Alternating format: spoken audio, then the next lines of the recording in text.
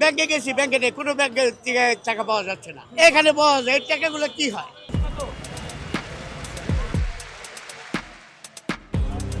বাংলাদেশটা এখন ভাই এমন একটা জায়গায় চলে আসছে যে ব্যাংকে টাকা নাই, অথচ গুলিস্তানে ফুটপাতে টাকার অভাব নেই ব্যবসায়ীদের।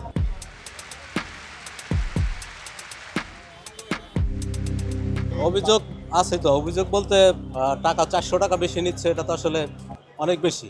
এখানে আসলে মূলত সিন্ডিকেটের কারণে এরকম হচ্ছে। আমরা ব্যাংকে গেলে তো আসলে মূলত নতুন টাকা পাচ্ছি না। এখন আমাদের তো যারা বাচ্চা আছে তাদেরকে নতুন টাকা দিলে তারা আসলে খুশি হয়।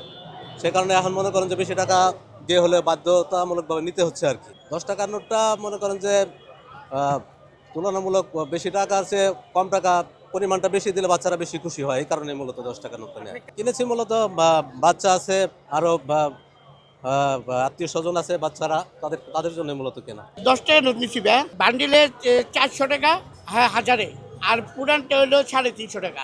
ওই যে বছরে একটা দিন পোলাপানে দেওয়ার জন্য শখ, পোলাপানে পাগল করে ফেলে নতুন টাকার জন্য, সে কারণে আমরা যাদের তো শখ নাই, বেশি পোলাপানের জন্য শখ।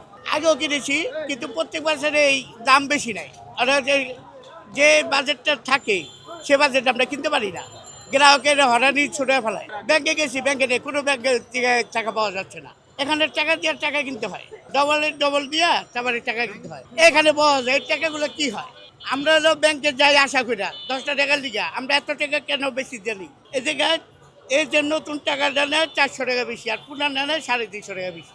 বাধ্যতামূলক নিতে কি হয়? এটা হলো ব্যাংকের দোষ দেখতেছি, কেন ব্যাংকের সিন্ডিকেট করে বিক্রি করে ফেলায়। এটা আমগমত সাধারণ মানুষের হয়ে গেছে হরানি ভাই।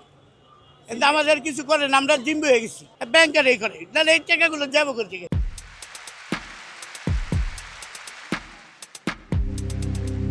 মেবি ব্যাংকে কোনো ধরনের কোনো নতুন টাকার বান্ডিলই নেই টোটালে, অথচ গুলিস্তান যে টাকার ব্যবসায়ী যারা করতেছে টাকার ব্যবসাগুলা, এখানে দেখা যাচ্ছে আপনার একটা 20 টাকার বান্ডিলে 500 টাকা বেশি, মানে 2500 টাকা। একটা 20 টাকার বান্ডিলে 2000 টাকা থাকে, 2500 টাকা।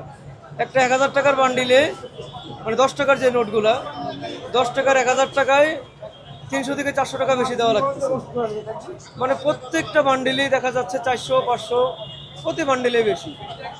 বাংলাদেশটা এখন ভাই এমন একটা জায়গায় চলে আসছে যে ব্যাংকে টাকা নাই, অথচ গুলিস্তানে ফুটপাতে টাকার অভাব নেই ব্যবসায়ীদের। অথচ ব্যাংকে গেলে কোনো টাকা নাই। আমরা এমন দেশে বাস করতেছি, ব্যাংকে গেলে আমরা কোনো ধরনের কোনো নোট পাইতেছি না, অথচ দেখা গেছে ফুটপাতে ব্যবসায়ীদের কাছে হাজার হাজার টাকা। এই টাকাগুলো কোথা থেকে আসতেছে? তাহলে এটা দ্বারা আমাদের এই যে বোঝা যাইতেছে যে এখনো অসৎ ব্যবসায়ীরা এখনো বাংলাদেশে ভরপুর। দেশ গড়তে হলে আগে আমাদেরকে ঠিক হইতে হবে, আমাদের সাধারণ নাগরিকদেরকে আগে ঠিক হইতে হবে। এই ব্যাংকে যদি বান্ডিল না থাকতো তাহলে এই ব্যবসায়ীরা এই বান্ডিলগুলো কোথায় পাইতেছে? হ্যাঁ, আমি টাকা নিতে আসছিলাম, কিন্তু যেই অবস্থা বাজারের, এখানে নেওয়া সম্ভব না। আমার একটা স্মার্ট সিদ্ধান্তে 25% গ্যাসের খরচ কমেছে। ভাবছেন কিভাবে? সাধারণ গ্যাস স্টোভ বদলে আমি এনেছি আরএফএল গ্যাস স্টোভ। এর সাইন্টিফিক নজেল ও ব্রাস বার্নার ক্যাপ সমানভাবে তাপ ছড়িয়ে রান্না করে দ্রুত, তাই গ্যাসও বাঁচায় 25%, টাকাও বাঁচে 25%। আরএফএল গ্যাস স্টোভ নিরাপদ ও গ্যাস সাশ্রয়ী।